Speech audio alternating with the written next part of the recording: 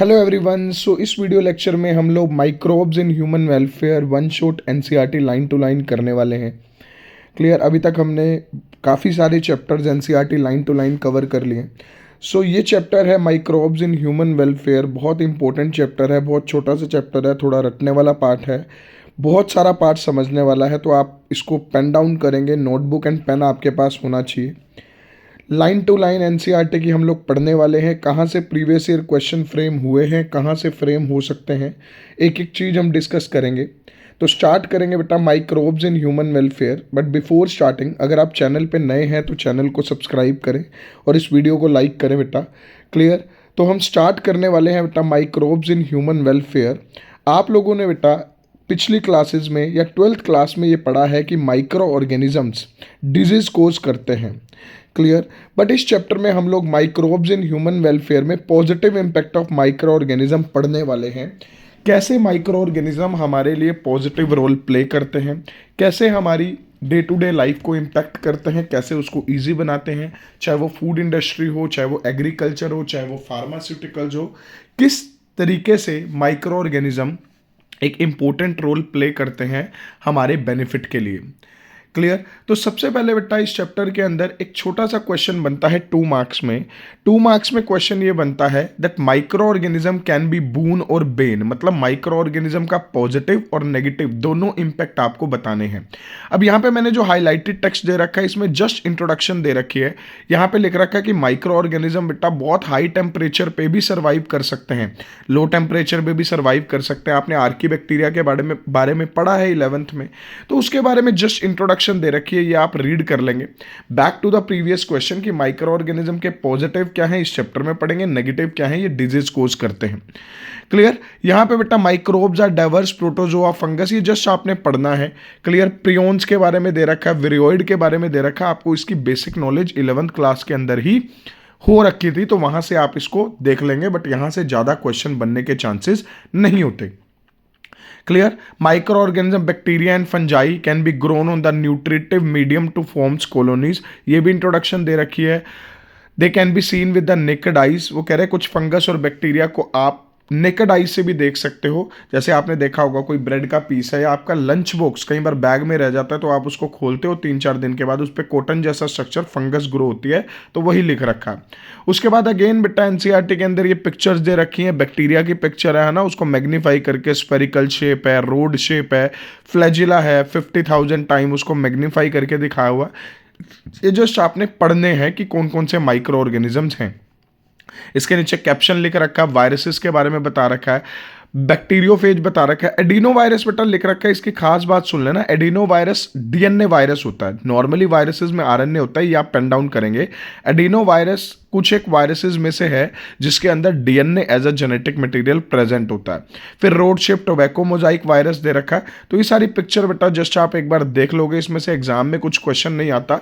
बाकी आपको introduction part में ये दे रखी है ताकि आप लोग फेमिलियर हो जाओ कि कैसे बैक्टीरिया ग्रो करता है पेट्री डिश पे, कैसे फंगस की कॉलोनीज ग्रो होती हैं। तो ये सब यहाँ पे दिखा रखा है ए और बी पार्ट में। क्लियर। तो सबसे पहला क्वेश्चन मैंने आपको बता दिया, माइक्रो ऑर्गेनिज्म हमारे लिए कैसे फायदेमंद है और कैसे नुकसानदायक है। अब आते हैं मेन इंपॉर्टेंट बात पे बेटा। कर्ड आप सबको पता है, कर्ड एक बहुत ही इंपॉर्टेंट इंडियन हाउस होल्ड फूड प्रोडक्ट है और ये कर्ड बनता है बेटा मिल्क से। आपको पता है लैक्टिक एसिड बैक्टीरिया एक खास तरीके का बैक्टीरिया है जो मिल्क को कन्वर्ट करता है कर्ड में। कैसे करेगा बेटा? लैक्टिक एसिड बैक्टीरिया प्रोड्यूस करेगा लैक्टिक एसिड और वो लैक्टिक एसिड मिल्क प्रोटीन्स को कर देते हैं कोएगुलेट, जिससे मिल्क थिकन अप हो जाता है, एसिडिक कंटेंट उसके अंदर बढ़ जाता है लैक्टिक एसिड का, and it get converted into curd. सबसे इंपॉर्टेंट बात, इसके लिए जो हमने स्टार्टर कल्चर यूज किया, हम एक दिन पहले 1 चम्मच दही बचा के रखते हैं, वो स्टार्टर कल्चर भी बोलते हैं, इनोकुलम भी बोलते हैं। बहुत इंपॉर्टेंट है, जो हम खट्टा लगाते हैं जिससे दही बनती है। Clear. Milk can be converted into curd. अब एक इंपॉर्टेंट चीज क्या है बेटा, कर्ड जो है विटामिन B12 का कंटेंट इंक्रीज करता है। पेपर में आएगा लैक्टिक एसिड बैक्टीरिया के कुछ अदर यूजेस लिखो, तो पहला लैक्टिक एसिड बैक्टीरिया मिल्क के अंदर विटामिन B12 का कंटेंट इंक्रीज करता है। दूसरा, लैक्टिक एसिड बैक्टीरिया स्टमक के अंदर इन्फेक्शन करने वाले बैक्टीरियाज को किल करता है। तो ये 2 इंपॉर्टेंट बातें आपको लिखनी है नोटबुक में वीडियो को पॉज करके।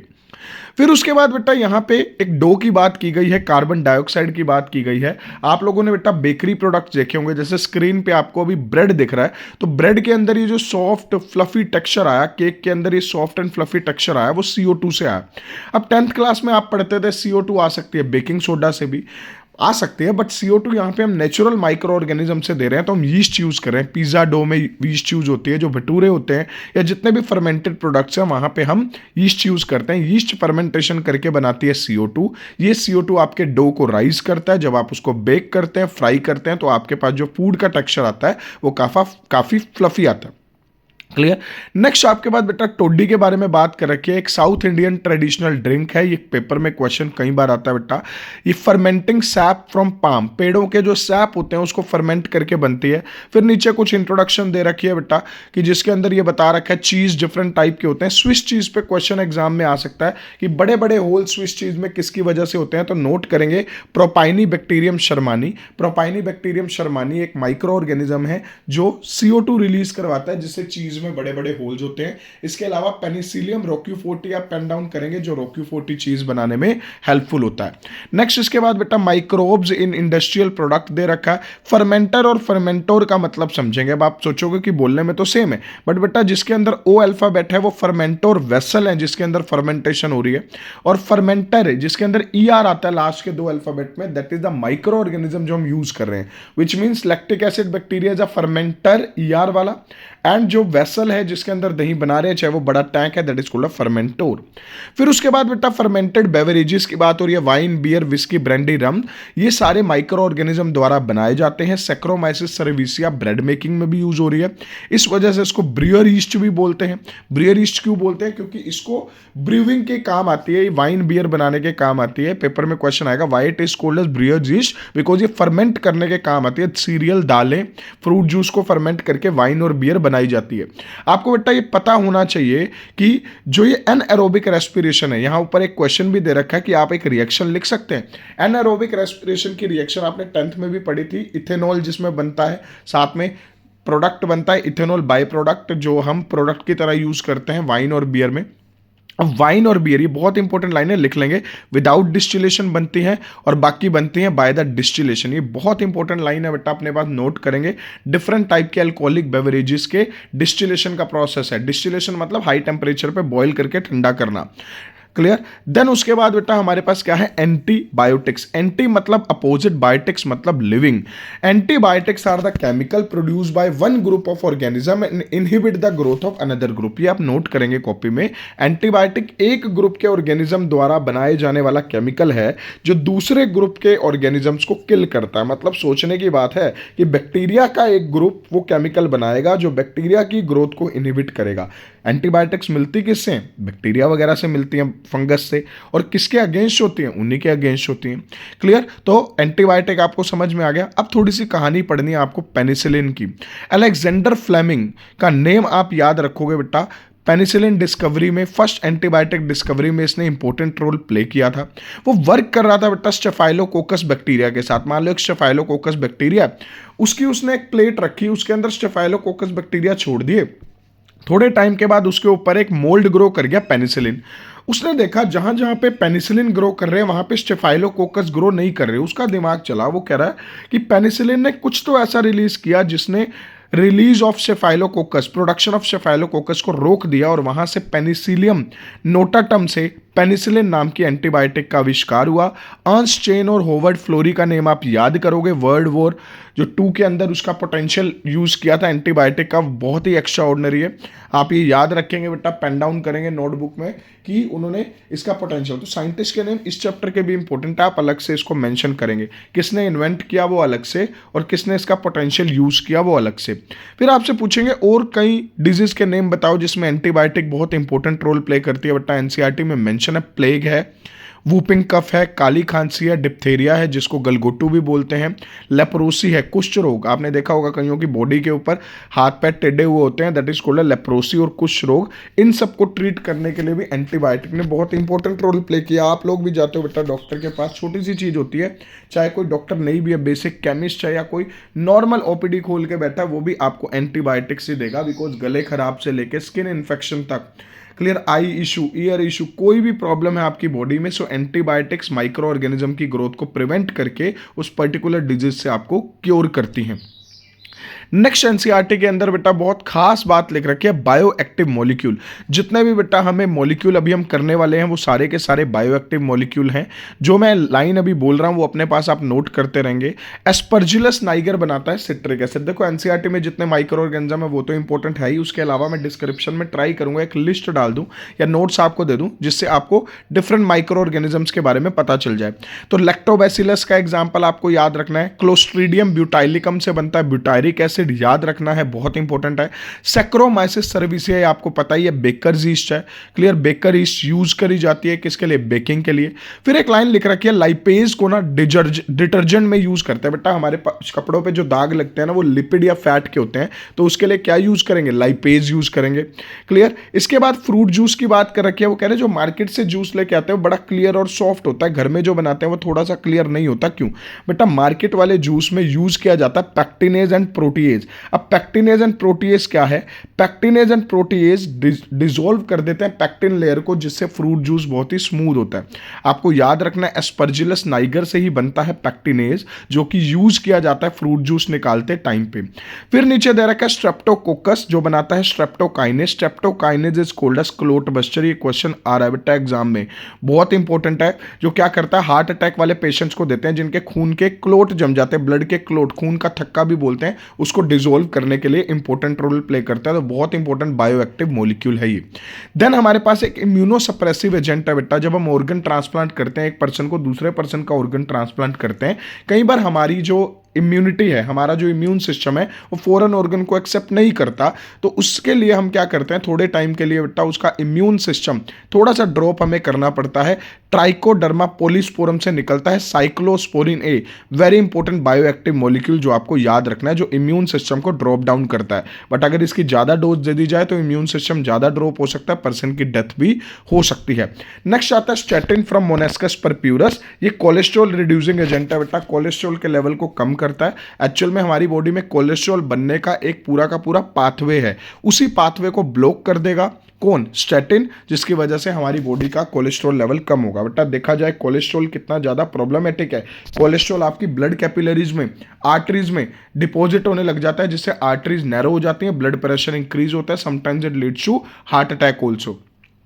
नेक्स्ट इसके बाद माइक्रोब्स इन सीवेज ट्रीटमेंट में क्या दे रखा बेटा, सीवेज ट्रीटमेंट आपको पता है what is sewage, the municipal waste water is called as sewage. Definition आ सकती है एग्जाम में।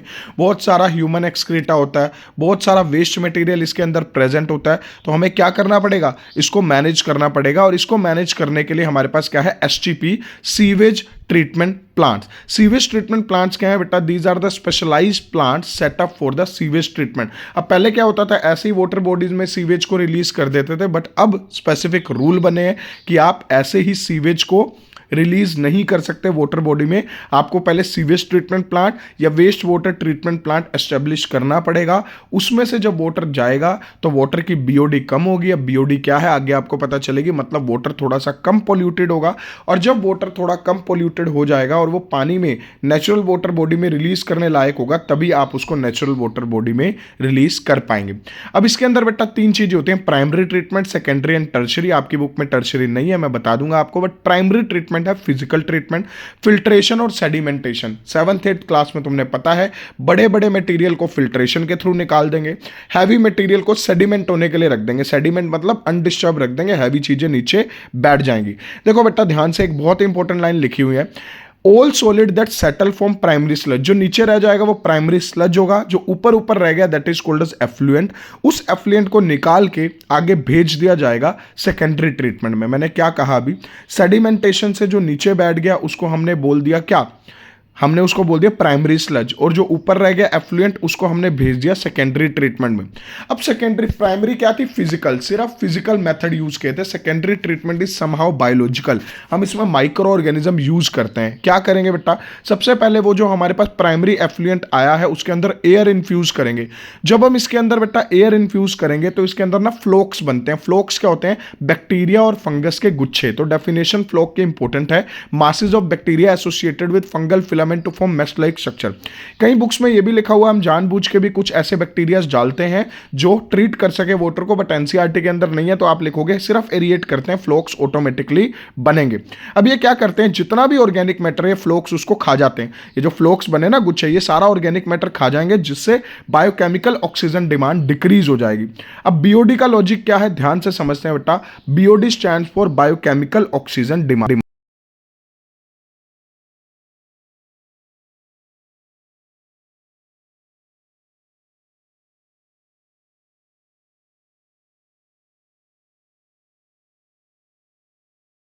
कई बुक्स में इसको बेटा बायोलॉजिकल ऑक्सीजन डिमांड भी बोला जाता है, बट हम एनसीईआरटी को प्रेस्क्राइब कर रहे हैं, तो biochemical oxygen demand is the correct full form.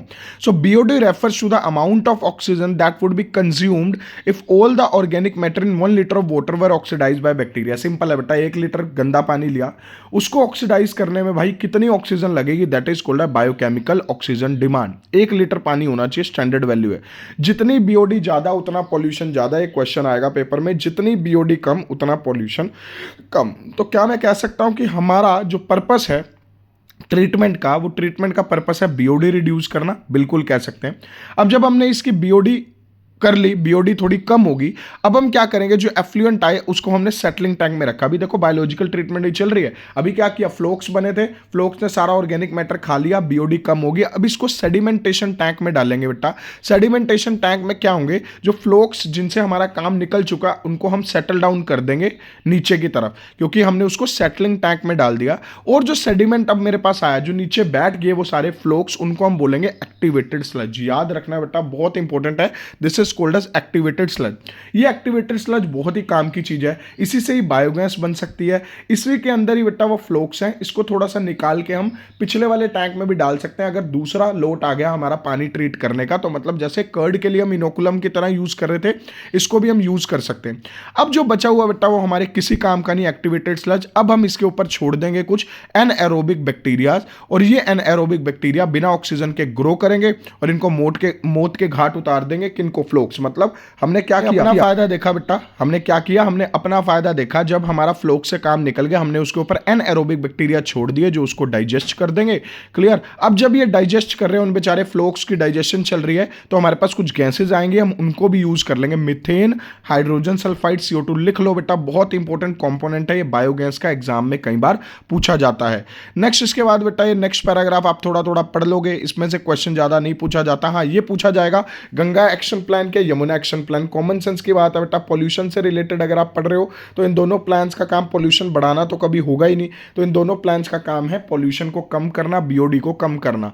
कोई भी एक्शन प्लान अगर आएगा किसी भी रिवर के लिए, तो उसका मेन रीजन यही होगा कि वो उस रिवर के बीओडी को कम करना चाह रहा है, कि उसके अंदर पॉल्यूशन कम से कम हो। बेटा जैसे बायोडाइवर्सिटी हमारी नेचुरल हेरिटेज है, सिमिलरली हमारी रिवर्स भी हमारी हेरिटेज है। तो रिवर्स को प्योर रखना, रिवर्स की बीओडी को कम करना हमारा एम है। तो यहां से एक वैल्यू बेस्ड क्वेश्चन आपके पास आ सकता है कि हमें क्यों रिवर्स को क्लीन रखना चाहिए, या क्या क्या मेथड आप यूज कर सकते हो, या आपको एज अ ऑफिसर की पोजीशन पे रख देंगे तो आप क्या क्या मेथड यूज करोगे। नेक्स्ट पेज पे चलते हैं बेटा, एनसीईआरटी के नेक्स्ट पेज पे यहाँ पे लिख रखा है बायोगैस क्या है। बायोगैस बेटा मिक्सचर है कुछ गैसेस का, मिथेन वगैरह, जो हमने पिछले पैराग्राफ में भी पढ़ा है। फिर उसके बाद बेटा अगेन नीचे बात हो रही है फर्मेंटेशन ऑफ डो में माइक्रो ऑर्गेनिज्म यूज होते हैं, चीज बनाने में काम आते हैं, बेवरेजेस बनाने में, ये सब हमने पढ़ लिया। अब वो कह रहा है कि बायोगैस बनाने के लिए खास तरीके के पैथोजन होते हैं, ऑर्गेनिजम्स होते हैं, जिनको बोलते हैं मिथेनोजन, और बैक्टीरिया का नेम है मिथेनोबैक्टीरियम। कलेक्टिवली जो क्लास है, ग्रुप है, मिथेनोजन है और मिथेनोबैक्टीरियम। नाम से पता चल रहा है बेटा, मिथेन बनाने वाले ऑर्गेनिजम्स क्या कहलाएंगे, मिथेनोजन।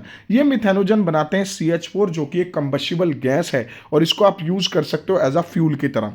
देखो बेटा, बायोगैस प्लांट ज्यादातर कहाँ बनता है, विलेज वाले एरिया में, जो हमारे पास रूरल एरियाज हैं वहां बनता है, क्योंकि वहां पे अवेलेबिलिटी होती है काउ डंग की या एनिमल एक्सक्रेटा की, रेगुलर बेसिस पे अवेलेबिलिटी होती है। शहरों में उतनी अवेलेबिलिटी नहीं होती, तो ये एक नेगेटिव इंपैक्ट है बायोगैस प्लांट का, कि आप हर जगह इसको एस्टेब्लिश नहीं कर सकते, बहुत लार्ज एरिया चाहिए, पैसा भी एक बार में काफी अच्छा खासा लगता है। हालांकि बाद में जो गैस निकल रही है वो चीप है। अब इसका मैकेनिज्म समझते हैं क्या है बेटा। कैटल के अंदर क्या होता है, बैक्टीरियाज प्रेजेंट होते हैं र्यूमन में। र्यूमन का मतलब स्टमक का एक हिस्सा है। अब कैटल क्या खा रही है, घास खा रही है। उस घास के अंदर होता है सेलुलोज। सेलुलोज की जब डाइजेशन होती है तो कुछ गैसेस बनती हैं। ह्यूमन बीइंग ने डाइजेस्ट कर सकते हैं, क्वेश्चन लिख रखा है, बिकॉज हमारे पास वो एंजाइम्स ही नहीं है जो सेलुलोज को डाइजेस्ट कर सकें। क्लियर। और इंटेस्टाइन की लेंथ का भी डिफरेंस होता है, 10th में आपने पढ़ रखा है। तो जैसे ही बेटा ये डाइजेशन होती है तो डाइजेशन के बाद क्या होगा, कुछ गैसेज निकलेंगी, जैसे methane CH4, hydrogen sulphide H2S, hydrogen, ammonia, CO2। तो ये कुछ गैसेज है जो बायोगैस को बनाती हैं। फिर नीचे कंस्ट्रक्शन दे रखी है, खड्डा खोदना 10 से 15 फीट का। क्लियर। उसके अंदर स्लरी डालनी है, डायग्राम एनसीईआरटी के अंदर दे रखा है बेटा। एक साइड पे आप डंग और वाटर का मिक्सचर डालते हो। बड़ा सा टैंक होता है डाइजेस्टर टैंक, उसके ऊपर एक गैस होल्डर लगा होता है। वो गैस होल्डर जैसे जैसे ऊपर मूव करने लगता है तो बाहर वाले लोगों को पता चलता है कि भाई गैस बन रही है, और इसको आप आगे कनेक्ट कर सकते हो डिफरेंट घरों से किचन तक। और जो बचा हुआ मटेरियल है बेटा वो स्लज वाले टैंक में इकट्ठा होता है, और इस स्लज को आप फर्टिलाइजर की तरह यूज कर सकते हो, क्योंकि इसके अंदर नाइट्रोजन एंड फॉस्फोरस का अमाउंट बहुत ज्यादा होता है। तो एक तो हमें बायोगैस मिल रही है, दूसरा जो हमारे पास बचा हुआ लेफ्ट आउट वेस्ट या लेफ्ट आउट स्लरी बनी, हमने उसका स्लज स्लरी जो भी बोलो, हमने उसको भी यूज कर लिया एज अ फर्टिलाइजर। जब हमने खेतों में इसको यूज किया तो हमारी जो क्रॉप है वो पहले से ज्यादा अच्छी ग्रो करने लगी। इसके अलावा बेटा यहाँ पे एक पैराग्राफ दे रखा है, उस पैराग्राफ के अंदर जो मैंने अभी डिस्क्राइब किया वो सारा का सारा बता रखा है। Cattle Dang is available in large quantity in rural area. जो हाईलाइट किया वो तो आप पढ़ोगे, जो नहीं हाईलाइट किया वो मैं पढ़ रहा हूँ। So biogas plant are more often built in rural area. एक क्वेश्चन आ सकता है क्यों गांव में ज्यादा होते हैं, क्योंकि गांव के अंदर बेटा कैटल डंग मिलना बहुत इजी है इन कंपैरिजन टू शहरों में, क्योंकि शहरों के अंदर इतना ज़्यादा एनिमल हस्बेंड्री का कल्चर नहीं है। विलेजेस के अंदर एनिमल हस्बेंड्री का ज़्यादा कल्चर है, जहाँ पे रेगुलर बेसिस पे हमें एक्सक्रीटा मिलता है, एनिमल वेस्ट मिलता है। डन। तो इसकी स्लरी बना के हमने डाली और हमें दो प्रोडक्ट मिल रहे हैं। एक मिल रहा है हमें बायोगैस मिल रही है एज अ प्रोडक्ट, और एक बाय प्रोडक्ट मिल रहा है दैट इज स्लज, जिसको हम खेतों में एज अ फर्टिलाइजर और मैन्योर यूज कर रहे हैं। फिर उसके बाद बेटा KVIC IARI की फुल फॉर्म आप कर लेंगे, Indian agriculture research institute and खाद्य एंड विलेज इंडस्ट्रियल कमीशन। वो कह रहा है इन्होंने बहुत इंपॉर्टेंट रोल किया है, एफर्ट्स इन्हीं के थे जिन्होंने बायोगैस को एस्टेब्लिश किया। बायोगैस बेटा सस्ती गैस है, वन टाइम इन्वेस्टमेंट ज़्यादा चीप है, पोल्यूशन फ्री है, ठीक है, और किसी गार्बेज को गोल्ड में कन्वर्ट कर रही है आप कह सकते हो। बट एक दिक्कत ये आती है, कुछ एथिकल इश्यूज भी इसके साथ एसोसिएटेड है। हर कोई एक्सेप्ट नहीं करता एक ऐसी गैस को किचन में यूज करना जो हमारे पास किसी एक्सक्रीटा वेस्ट से आ रही है। हालांकि पिछले कुछ सालों में बहुत ज़्यादा बायोगैस प्लांट एस्टेब्लिश हुए इंडिया में, जिन्होंने बहुत ज़्यादा इंप्रूव किया है। एक सिलेंडर की कॉस्ट बच रही है, बहुत पैसा बच रहा है। वन टाइम इन्वेस्टमेंट चाहे ज़्यादा है, बट बहुत लार्ज एरिया चाहिए, वन टाइम इन्वेस्टमेंट तो ज़्यादा है। कुछ कमियां भी हैं, कुछ अच्छी बातें भी हैं। Microbes as a bio control agent. बेटा बायो कंट्रोल एजेंट का मतलब क्या होता है, मान लो मेरे किसी फील्ड के अंदर बहुत सारे छोटे छोटे एफिड या इंसेक्ट हैं, तो उसको मैंने ईटअप करने के लिए कोई बड़ा इंसेक्ट छोड़ दिया, बड़ा एनिमल छोड़ दिया, तो ये होते हैं bio control agent. For controlling plant disease paste हम क्या करते हैं, बहुत सारे केमिकल यूज करते थे, वीडिसाइड यूज करते थे बेटा, केमिकल बायो मैग्निफिकेशन करते हैं, ह्यूमन बींग्स को बीमारियां करते हैं, एनिमल को परेशान करते हैं, बीमारियां करते हैं और पॉल्यूशन करते हैं। तो हमने क्या एक सॉल्यूशन निकाला, हमने एक बायोलॉजिकल मेथड निकाला solution, conventional method. Last line देखो, कन्वेंशनल मेथड में क्या दिक्कत थी, कन्वेंशनल मतलब ओल्ड मेथड।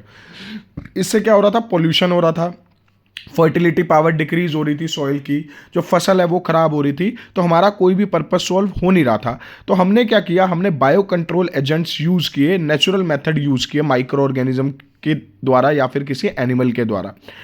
अब यहाँ पे बेटा थोड़ा थोड़ा आप पढ़ लोगे क्या लिख रखा है, फ्लोरा फोना ये वो सब आप जस्ट पढ़ोगे कि क्या होता है, टॉक्सिक केमिकल पेस्टिसाइड, वही चीज़ें रिपीट कर करके दे रखी हैं। बेसिक मैं आपको मैकेनिज्म बता दूं क्या करेंगे बेटा। मान लो एक फार्मर है, फार्मर के पास एक छोटे छोटे एफिड्स हो गए, बहुत सारे कीड़े हो गए, इंसेक्ट हो गए खेत में, जो उसकी फसल को खराब कर रहे हैं। अब उसको पता है कि लेडी बर्ड है या कोई एक बड़ा इंसेक्ट है या कोई बड़ी बर्ड है, उसको अगर मैं खेत में छोड़ दूं तो ये छोटे छोटे एफिड्स वो खा जाएगी। अब वो इस वजह से नहीं खा रही कि उसने किसान की हेल्प करनी है, फार्मर की हेल्प करनी है, वो इस वजह से खा रही है क्योंकि वो उसका ईटिंग हैबिट है, उसका न्यूट्रिशन है। तो हमारा पर्पस भी सॉल्व हो गया, उसको न्यूट्रिशन मिल गया। तो ये बायो कंट्रोल एजेंट का बेसिक प्रिंसिपल है। अब एनसीईआरटी में से पढ़ते हैं कि एनसीईआरटी क्या लिख रही है। The very familiar beetle with red and black marking. मैं इसमें पिक्चर डाल दूंगा बेटा, देख लेना। Ladybird and dragonflies are useful to get rid of aphids and mosquito. छोटे छोटे मच्छर और एफिड्स हैं। लेडी बर्ड और ड्रैगन फ्लाई, आपने देखा भी होगा ड्रैगन फ्लाई 100%, ये यूज होते हैं इनको किल करने के लिए, एफिड्स और मॉस्किटो। तो फायदा हो गया हमें। माइक्रोबियल बायो कंट्रोल एजेंट का बेटा एक बहुत इंपॉर्टेंट एग्जांपल है बैसिलस thuringiensis। आप ये पढ़ेंगे बायोटेक्नोलॉजी में भी। बैसिलस thuringiensis एक बैक्टीरिया है, पॉइंट नंबर 1। इसके ये एक प्रोड्यूस करता है टॉक्सिन जिसको बोलते हैं क्राइटॉक्सिन या फिर बीटी टॉक्सिन। ये टॉक्सिन क्या करता है, जो army worm, cotton bollworm, cotton की क्रॉप या किसी भी क्रॉप को ईट अप करने आते हैं तो ये इनको किल करता है। तो क्या दिमाग लगाया, क्या बैसिलस thuringiensis बैक्टीरिया के ना स्पोर्स ले लो उसको ड्राई फॉर्म में, और वो स्पोर्स किसानों में बांट दो। किसान उन स्पोर्स को मिलाएगा पानी के साथ और अपने खेतों में डाल देगा। जैसे ही कैटरपिलर, जैसे ही आर्मी वर्म, कॉटन बोलवर्म इसको खाने के लिए आएंगे तो खाने से पहले इनकी डेथ हो जाएगी, क्योंकि ये उस आर्मी वर्म, कॉटन बोलवर्म के गट में होल्स कर देगा और होल करने के बाद उसकी डेथ हो जाएगी। फिर एग्जांपल दे रखा है ट्राइकोडर्मा, बहुत इंपॉर्टेंट एग्जांपल है बेटा। ट्राइकोडर्मा फंगस है एक, ये भी एक इंपॉर्टेंट बायो कंट्रोल एजेंट है, ये भी आप कॉपी में नोट करेंगे, साथ साथ एग्जांपल लिखेंगे। अब कहानी आती है बेटा बैकुलो वायरस की। सबसे पहले तो बैकुलो वायरस का 4 बार एक जीनस लिख लो, क्योंकि ये 10 बार क्वेश्चन आ रखा है। न्यूक्लियोपोलीहेड्रोवायरस बैकुलो वायरस का जीनस है। अब बैकुलो वायरस की कहानी बहुत अनोखी है बेटा। बैकुलो वायरस भी एक बहुत अच्छा बायो कंट्रोल एजेंट है। सबसे इसकी खास बात क्या मैंने हाईलाइट किया, narrow spectrum insecticidal application. Narrow spectrum का मतलब है कि भाई जिससे दुश्मनी है उसी को ही किल करेगा। ऐसा नहीं है कि हम ह्यूमन बीइंग अगर बैकुलो वायरस को खा ले तो हम बीमार पड़ जाएंगे, हमें कुछ इंपैक्ट होगा, नहीं। इसने किसी पर्टिकुलर ग्रुप को ही टारगेट करना है। तो किसानों का ये पसंदीदा है बैकुलो वायरस, और इसको इंटीग्रेटेड पेस्ट मैनेजमेंट में भी इसी वजह से यूज किया, क्योंकि ये कोई भी नेगेटिव इंपैक्ट शो नहीं करता प्लांट, मैमल्स, बर्ड, फिशेस पे। नॉन टारगेट ऑर्गेनिज्म पे लिख रखा, पढ़ लेना। इस वजह से इसको हम यूज करते हैं इंटीग्रेटेड पेस्ट मैनेजमेंट में। नेक्स्ट यहां पे बेटा आ गया biofertiliser. What are biofertiliser? Normally fertilisers क्या होते हैं, मार्केट से पैकेट खरीदा, केमिकल हमने सॉइल में डाल दिए, सॉइल की फर्टिलिटी इंप्रूव होगी, हो तो गई, बट बाद में पोल्यूशन हुआ, दिक्कत आई, तो हमने बायो फर्टिलाइजर यूज किए। यहाँ पे जितने एग्जाम्पल दे रखे हैं उसके अलावा बेटा बहुत सारे एग्जाम्पल हैं। एजोटोबैक्टर, एजोस्पाइरिलम, रोडोकोकस, राइजोबियम, ये कुछ ऐसे बैक्टीरियाज हैं जो एटमॉस्फेरिक नाइट्रोजन को फिक्स करते हैं। देखो जो एटमॉस्फेयर में नाइट्रोजन है वो N ट्रिपल बॉन्ड N बहुत कॉम्प्लेक्स होती है, उसको सिंपल में कन्वर्ट करके नाइट्रोजन को सिंपल फॉर्म में कन्वर्ट करते हैं ताकि इसको ऑर्गेनिज्म एब्जॉर्ब कर सके और सॉइल की फर्टिलिटी पावर इंक्रीज हो सके। देन उसके बाद बेटा माइकोराइजा का एग्जाम्पल दे रखा है, और ग्लोमस। ग्लोमस बहुत बार पूछ रखा है बेटा। ग्लोमस जो है एक फंगस है जो क्या करती है, माइकोराइजा फॉर्म करती है। What is mycorrhiza? माइको मतलब फंगस, राइजा मतलब रूट्स। तो इन दोनों के बीच में ना एसोसिएशन हो जाती है। जो फंगस है वो कहती है कि भाई मैं जो है वो फास्फोरस एब्जॉर्ब करके दूंगी प्लांट को और बदले में मुझे रहने के लिए जगह चाहिए। So this symbiotic association also work. जो मैं आपको बात कर रहा था बेटा साइनोबैक्टीरिया की, या जो मैं राइजोबियम, एजोस्पाइरिलम, ये लास्ट पैराग्राफ इंपॉर्टेंट है। इसके अंदर बेटा ये दे रखा है एटमॉस्फेरिक नाइट्रोजन को फिक्स करने के लिए एनाबिना नोस्टोक है। इसमें ये जरूर पढ़ोगे कौन से फ्री लिविंग है, कौन से एसोसिएटेड है। तो ये एग्जांपल एनाबिना नोस्टोक, ओसिलिटेरिया कर लेंगे। पैडी फील्ड में साइनोबैक्टीरिया क्यों इंपॉर्टेंट बायो फर्टिलाइजर है बेटा? क्योंकि ये फर्टिलिटी इंक्रीज करता है। सिंपल सी बात है, अगर सॉइल की फर्टिलिटी इंक्रीज करनी है तो कॉम्प्लेक्स मटेरियल जो सॉइल में प्रेजेंट है उसको सिंपल में कन्वर्ट कर दो। ये जितने भी एग्जांपल दे रखे हैं वो फ्री लिविंग है या एसोसिएटेड है, ये आपको याद करने हैं। बहुत इंपॉर्टेंट चैप्टर था बेटा, इसका एक एक एग्जांपल इंपॉर्टेंट है। अगर आपको कोई भी डाउट हो तो आप कमेंट सेक्शन में लिख सकते हैं। Good luck and keep learning.